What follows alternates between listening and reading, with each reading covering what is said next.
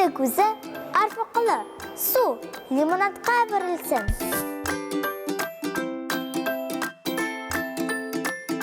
Сәлем, достар.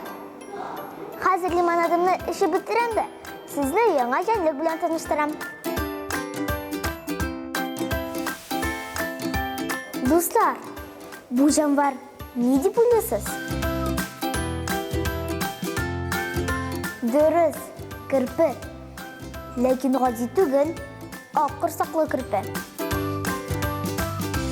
Бұл кірпі ажарға бек ярата. Гүл шул хақтағына ойлай. Қарғалым, легелеменс.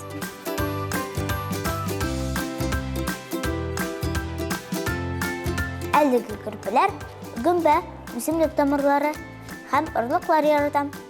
Бір түн үшінде үз ауырлығының 3-тен 1-і қадар ризық аша алам. Олардың ауырлықлары 700 грамм тиресен.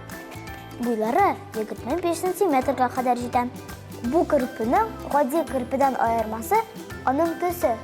Ол ақ, күрен, таплы да бола ала екен. Кірпінің бұл түрі бик әрекетшен. Ул шәп йөгерә, яхшы ишетәм. Исләрне дә бик һәйбәт тоям. Ак корсаклы кірпілер төрле тавышларда чыгара белә икән. Сез дә тыңлагыз әле. Сонорус.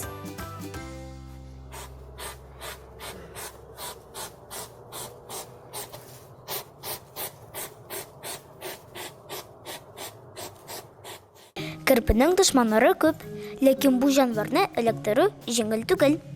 Кірпі йомғақ болып бүгәрленсә, інәлік йомғақны бір кімде тұта алмай.